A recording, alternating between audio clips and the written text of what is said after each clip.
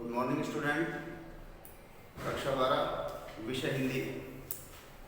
आप लोगों का पहला जो पाठ था संत वाणी वो पूरा हो चुका है। तीनों संतों के बारे में हमने पढ़ लिया है, कबीरदास जी, तुलसीदास जी और कृपाराम खिड़िया। आज हम दूसरा जो पाठ है आपकी पाठ्य पुस्तक का वो शुरू करवा रहे हैं।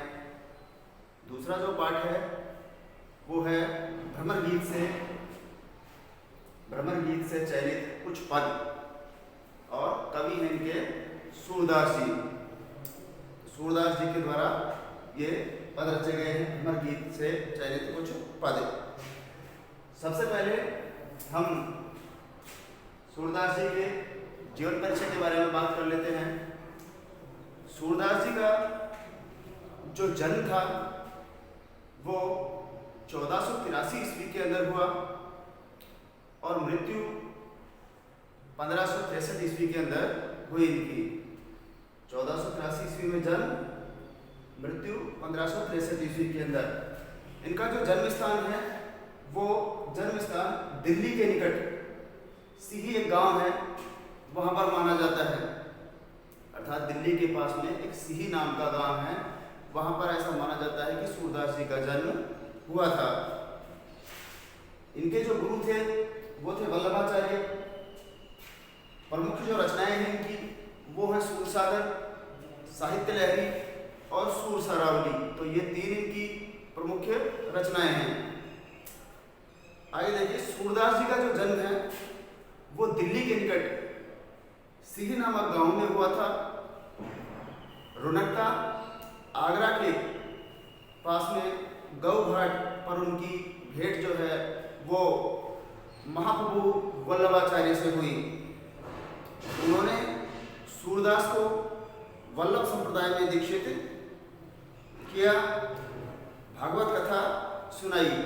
अर्थात जब गुरु महाप्रभु वल्लभाचार्य जी से उनकी भेंट हुई तो वल्लभ संप्रदाय के अंदर वल्लभाचार्य जी का जो संप्रदाय था वो वल्लभ संप्रदाय के नाम से जाना जाता था। तो सूरदास जी को उन्होंने वल्लभ संप्रदाय के अंदर दीक्षित कर दिया, यानी कि उनको ज्ञान प्रदान किया तथा भागवत कथा जो है वो सुनाई, जिसके आधार पर कवि ने उच्च कोटि के साहित्य का सर्जन किया। सूरदास ने ब्रज भाषा में श्री कृष्ण की लीलाओं का सुंदर चित्रण किया है। तो सूरदास जी ने भाषा कौन सी प्रयोग की? ब्रज भाषा। तो ब्रज भाषा के अंदर सूरदास जी ने कृष्ण जी की जो जीवन लीलाएं हैं उन जीवन लीलाओं का बहुत ही सुंदर चित्रण किया है। वे भक्ति, श्रृंगार एवं वात्सल्य ये रस हैं, रसों के नाम हैं। हिंदी के अंदर 9 रस माने जाते हैं और उस रस में से इन्होंने कौन कौन से रस का प्रयोग किया है? भक्ति रस, श्रृंगार रस और वात्सल्य रस के अनुपम कवि हैं। सूरदास की प्रमुख रचनाएं जो हैं वो 3 मानी जाती हैं। नंबर 1 सूरसागर, दूसरी साहित्य लहरी और तीसरी सूर सरावली। तो ये 3 इनकी प्रमुख रचनाएं हैं। इनमें से सूरसागर इनकी अक्षय कीर्ति का आधार ग्रंथ है। कौन सा? सूरसागर। सूरसागर से सबसे ज्यादा प्रसिद्धि प्राप्त हुई सूरदास जी को। सूरदास अष्टछाप के शीर्ष कवि हैं। किसके? अष्टछाप के। अब देखिए अष्टछाप क्या है। वल्लभाचार्य जो सूरदास जी के गुरु थे उनके पुत्र थे विठलनाथ। उन विठलनाथ ने 8 कवियों को लेकर एक समूह बनाया था। कितने कवि लेकर? 8 कवियों को लेकर एक समूह बनाया था। तो उस 8 कवियों के समूह को अष्टछाप के नाम से जाना जाता है, जिसकी स्थापना उन्होंने 1565 ईस्वी के अंदर की थी। तो ये जो अष्टछाप था, इस अष्टछाप के अंदर जो 4 तो शिष्य थे वो तो वल्लभाचार्य जी के थे और 4 जो शिष्य थे वो विठलनाथ जी के थे। तो सूरदास जी जो है वो अष्टछाप के अंदर शीर्ष कवि हैं। अर्थात सबसे ऊंचा स्थान जो था उस अष्टछाप के अंदर वो सूरदास जी का था। कृष्ण के लोकरंजक रूप को काव्य का आधार बनाकर उन्होंने जयदेव और विद्यापति की गान परंपरा को आगे बढ़ाया। सूरदास का काव्य हिंदी साहित्य की अमूल्य निधि है और उनके बारे में कहा भी गया है, यानी कि हिंदी साहित्य में उनके बारे में एक ये पंक्ति प्रसिद्ध है और ये कहा गया है कि सूर अर्थात सूरदास जी जो हैं वो हिंदी साहित्य के अंदर क्या है, सूर अर्थात सूर्य के समान है। सूरदास जी किसके समान है, सूर्य के समान है। तुलसी शशि, और तुलसीदास जी जो है वो चंद्रमा के समान है। शशि का मतलब होता है चंद्रमा। तो सूरदास जी जो हैं वो सूर्य के समान और तुलसीदास जी जो हैं वो चंद्रमा के समान हैं। और उडुगन केशवदास, और तीसरे जो कवि हैं केशवदास जी, वो उडुगन का कहते हैं तारा समूह को। तो केशवदास जी जो है वो तारा समूह के समान हैं। और अब के कवि यानी आज के समय के जो कवि हैं खगोत सम, खगोत का मतलब होता है सूर्य ग्रहण, तो खगोत सम का मतलब समान अर्थात सूर्य ग्रहण के समान हैं। और जह तह करत प्रकाश, अर्थात जहां तहां क्या करते हैं, प्रकाश करते हैं अर्थात रोशनी करते हैं। तो यानी कि सूरदास जी जो है वो सूर्य के समान है, तुलसीदास जी शशि के समान हैं और केशवदास जी तारागण समूह के समान हैं। और आजकल के जो कवि हैं वो सूर्य ग्रहण के समान हैं, जो कहीं प्रकाश कहीं करते हैं। अब देखिए इस पाठ के अंदर सूरसागर के भ्रमर गीत से 6 पद लिए गए हैं, यानी इनकी जो रचना है सूरसागर, उस सूरसागर से चयनित भ्रमर गीत के पद हैं वो इस पाठ के अंदर लिए गए हैं। अब देखिए पहले ये बता देता हूँ कि भ्रमर गीत क्या होता है या भ्रमर गीत क्या है।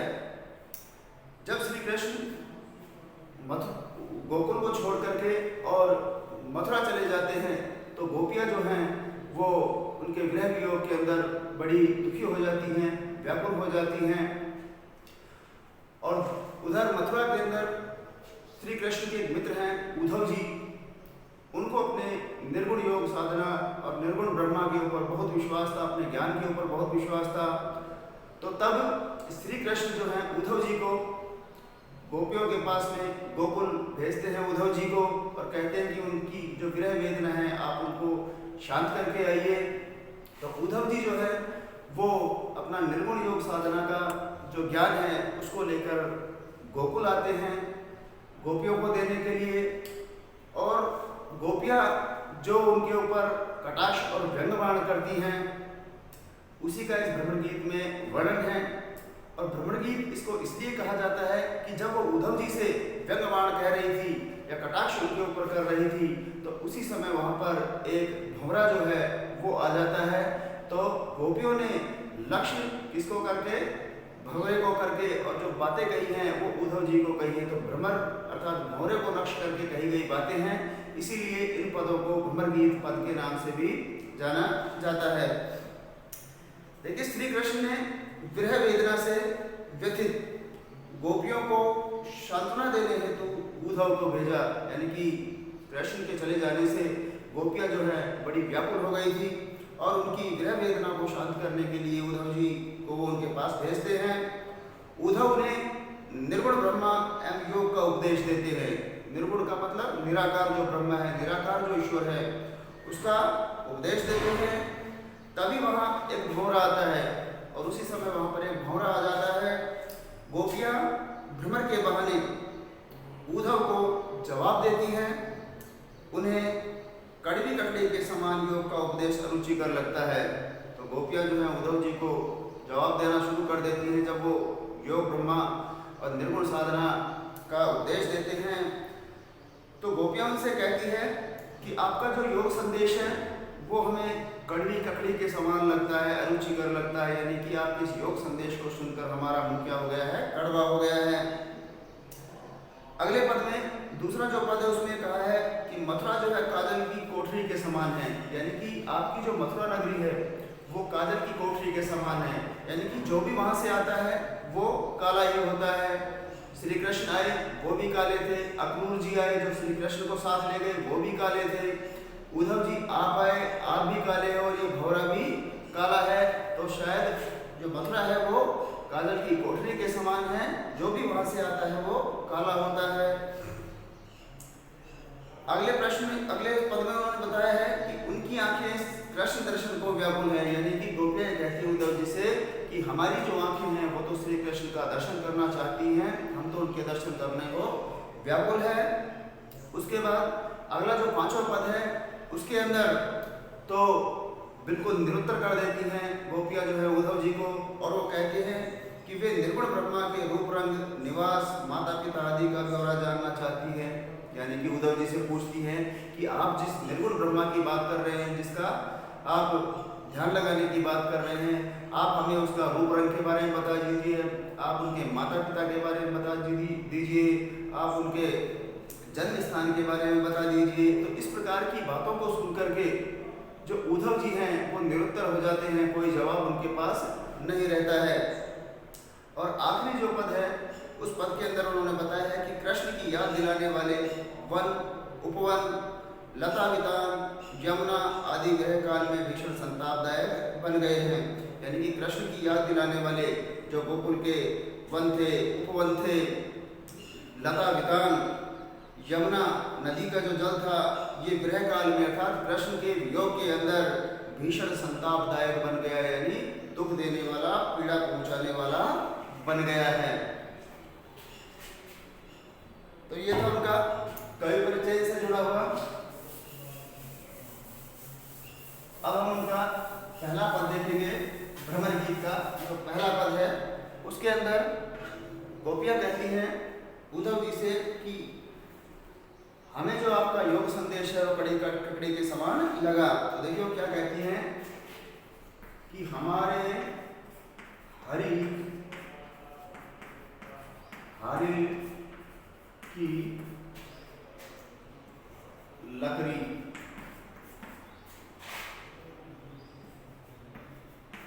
मन वच क्रम नंद नंदन सो उर यह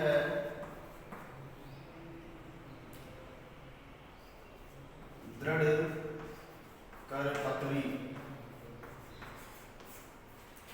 अर्थात कि हमारे हरि, पहला जो पद है उसके बारे में बात कर रहे हैं कि हमारे हरि हारिल की लकड़ी, अर्थात गोपियाँ जो है उद्धव जी से कहते हैं कि हमारे जो हरि अर्थात श्री कृष्ण जो है वो हारिल की लकड़ी अर्थात हारिल पक्षी की लकड़ी के समान है।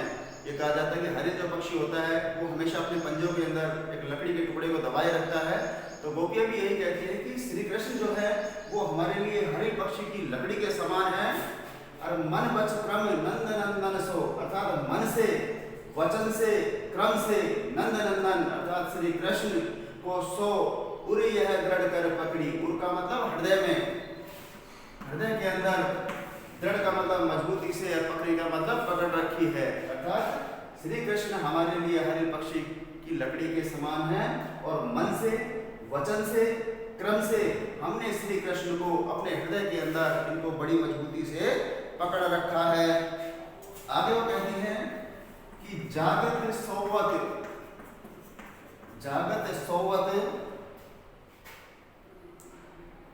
सपने सो दुख, सपने सो दुख काने काने जकरी, काने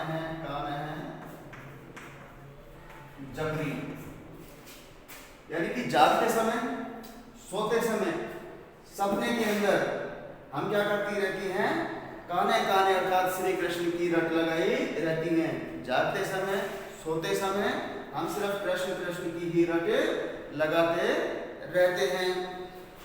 सुनत ही जो, आगे वो कहती है कि सुनत ही जोग लगत ऐसो अली जो करोई ककरी, जो करोई ककरी। अर्थात सुनत ही जो, अर्थात हे उद्धव जी आपका जो योग संदेश है उसको सुनते ही लगत ऐसो अली अर्थात हे सखी ऐसा लगता है कि जो करोई ककरी अर्थात जैसे हमने कड़वी ककड़ी को क्या कर लिया, करोई का मतलब कड़वी, ककड़ी का मतलब ककड़ी, अर्थात हमने कड़वी ककड़ी को खा लिया और जिससे हमारा मुंह जो है वो क्या हो गया है, कड़ा हो गया है।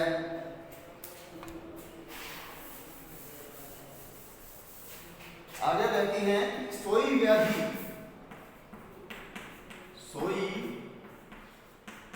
व्याधि हमें ले आए, हमें ले आए,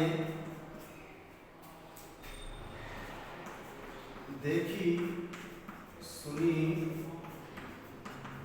न करी, यह तो सूर तिन्हें ले दीजिए,